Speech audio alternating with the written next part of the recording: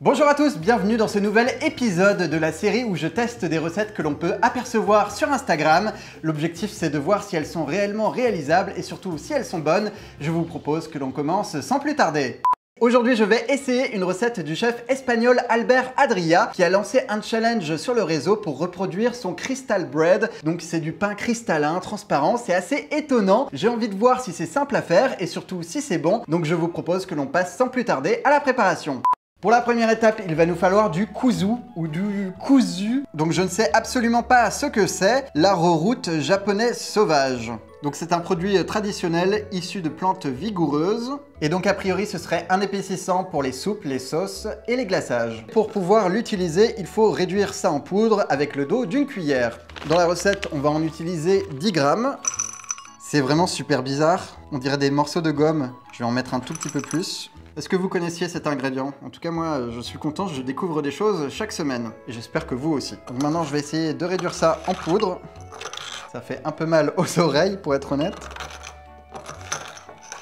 C'est l'instant ASMR. Honnêtement, ça s'écrase plutôt facilement. Mais la question que je me pose, c'est pourquoi ce n'est pas en poudre directement, puisque sur le dos du paquet, ils disent qu'il faut l'écraser pour l'utiliser. Après, peut-être que ça libère des actifs qui sont efficaces qu'un certain temps, je ne sais pas. Voilà, donc j'essaye de faire la poudre la plus fine possible. Comme ça, ça nous évitera d'avoir des morceaux tout à l'heure dans notre préparation. Là, ça commence à ressembler à de la farine, donc c'est plutôt une bonne nouvelle. On sent que c'est moins granuleux. Maintenant, je vais prendre un grand récipient et je vais y verser 65 centilitres d'eau. Une fois que c'est fait, on peut y verser notre kuzu.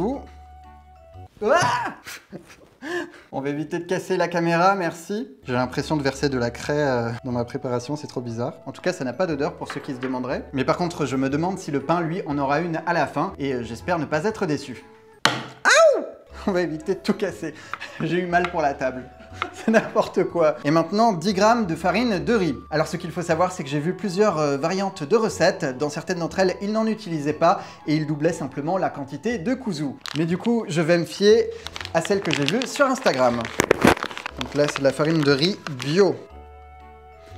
Ok, donc vous l'avez vu, les quantités sont vraiment minuscules. D'habitude, on met beaucoup plus de farine. Je mets ça dans mon récipient. Je mélange. Et pour finir, il nous faut 20 grammes de fécule de pommes de terre. Donc comme vous le voyez, les ingrédients sont plutôt simples et les étapes pas trop compliquées. Donc je suppose que c'est un peu comme la fécule de maïs, c'est pour épaissir. Maintenant qu'on a tous les ingrédients, il faut bien mélanger afin que ces derniers soient dissous dans l'eau. Alors pour l'instant, c'est totalement opaque. Ça ressemble à une sorte de bain avec du lait d'ânesse. J'ai du mal à comprendre comment ça va devenir transparent et solide à la fin. Parce que là, on est loin de ce qui ressemble à de la pâte pour faire du pain. Bref, je vais continuer à mélanger et je vous retrouve d'ici quelques instants. Voilà, ça me semble pas mal. Maintenant, je vais aller en cuisine. Je verse ma préparation dans une casserole. Je remélange. Maintenant, on va allumer ça. Je vais mettre sur 8. Et il va falloir que je mélange sans interruption jusqu'à ce que le liquide arrive à ébullition. Ok, ça s'est vraiment épaissi, c'est un truc de dingue. Ça commence à être en ébullition, mais dans leur vidéo, il y a beaucoup plus de bulles, donc on va attendre encore un peu. Ok, donc là, je pense qu'on est vraiment bon. On peut sortir ça du feu. Maintenant, je vais prendre un moule en silicone et je vais mettre 36 grammes de préparation dans chacun des trous. Donc pour cela, j'ai ma balance et un ramequin. À l'aide d'une louche, je vais récupérer un peu de préparation. Je verse.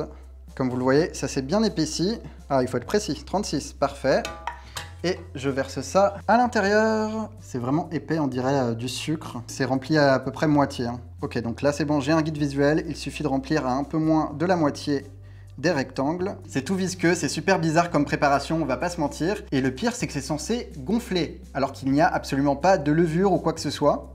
Et le dernier, comme il en reste un peu et que ça a refroidi, je vais goûter par curiosité. Crystal Bread, ça porte bien ce nom. Ça n'a aucun goût. On dirait de l'eau. Donc, je tape pour enlever les éventuelles bulles d'air. Voilà. Et maintenant, on va mettre ça au four pendant 1 heure à 160 degrés, chaleur tournante. La difficulté... Ah! Je me suis brûlé! Vraiment, c'est n'importe quoi. Je fais pas exprès, les amis. Voilà. Donc on a dit 1 heure et chaleur tournante. Petite information complémentaire concernant la cuisson, dans les recettes et les vidéos que j'ai vues, c'était à chaque fois réalisé avec du matériel professionnel. Ils mettaient le tout à 160 degrés pendant 1 heure, mais avec 50% de ventilation. Je n'ai bien évidemment pas cette option chez moi, c'est pour ça que j'ai mis la chaleur tournante. J'espère que ça reviendra au même. Maintenant, il ne reste plus qu'à attendre. Ok, donc au bout d'1 heure, on relance un nouveau cycle de 60 minutes. Mais cette fois-ci, on descend la température à 120 degrés. Ça a déjà bien gonflé, donc j'espère que ça va marcher. Et voilà le résultat. Ça a l'air vraiment pas mal. J'ai hâte de démouler tout ça. Donc à première vue, ça ressemble à du plastique. C'est vraiment bizarre. Il y en a certains qui ont débordé, donc on va devoir les dissocier. Et on va faire très attention parce que apparemment, c'est fragile. Comment je peux sortir ça sans tout casser? Ok. Ouh là là. Bon, celui-ci est à moitié raté, malheureusement. Non, ça reste collé, hein. J'ai que le dessus du pain à chaque fois. Celui-ci, il est pas trop mal. C'est vraiment pas évident, hein. J'ai l'impression que toute l'eau s'est évaporée et que ça n'a laissé qu'une espèce de coquille ultra fine et ultra légère. Au milieu, c'est de l'air. Après, encore une fois, c'est une recette de grand chef, donc ça ne m'étonne pas que techniquement, ce soit compliqué à réussir. Mais si au moins je pouvais en avoir un complètement réussi, ce serait pas mal. Ah, bah celui-là, il a l'air vraiment bien. Faut y aller vraiment délicatement. Ah, c'est pas mal ça. Il est quasiment intact. C'est vraiment particulier hein, pour le coup. Bon, au milieu, ça n'a pas trop marché. Je pense que c'est à cause de la cuisson de mon four. Et maintenant, je vais passer aux pains qui sont les mieux réussis. J'ai tellement peur de les casser. Ceci n'a pas marché. C'est resté liquide au fond. Alors par contre, celui-ci a l'air vraiment réussi. Oui, regardez-moi ça. Waouh. Ok, donc voici mes petits pains cristallins. Maintenant, il ne reste plus qu'à goûter.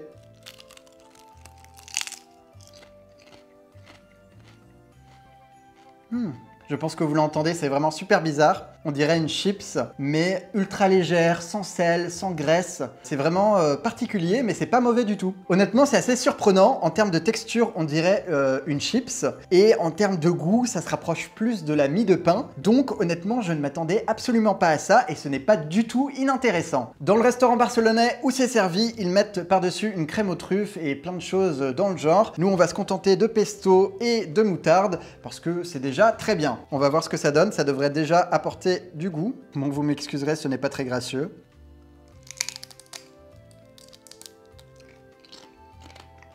Celui-là, il est trop cuit. C'est pas aussi bien que celui que j'ai mangé à l'instant. Je vais en combiner 2 ratés et on va voir ce que ça donne.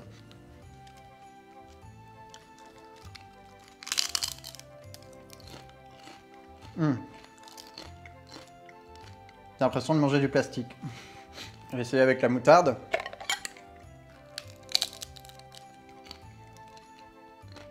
Trop cuit aussi celui-là, mais c'est pas mauvais. Enfin, ça n'a pas beaucoup de goût, hein. C'est l'heure du bilan, mon père vient de goûter le pain et il a comparé ça à juste titre avec une feuille de brique. Et c'est vrai que c'est assez similaire en termes de texture et de goût. Personnellement, même si je n'ai pas tout réussi, je vais quand même valider cette recette, tout simplement parce que c'est une bonne expérience et j'ai passé un bon moment. Je pense que le problème venait de mon four et de la cuisson, mais avec du matériel adapté, à mon avis, il n'y aurait pas de problème. En tout cas, voilà, c'est maintenant terminé. Si jamais vous reproduisez la recette, n'hésitez pas à m'envoyer votre résultat en photo en me taguant sur les réseaux. J'ai hâte de voir vos créations et quant à moi, je vous dis à très bientôt pour de nouvelles aventures. Au revoir.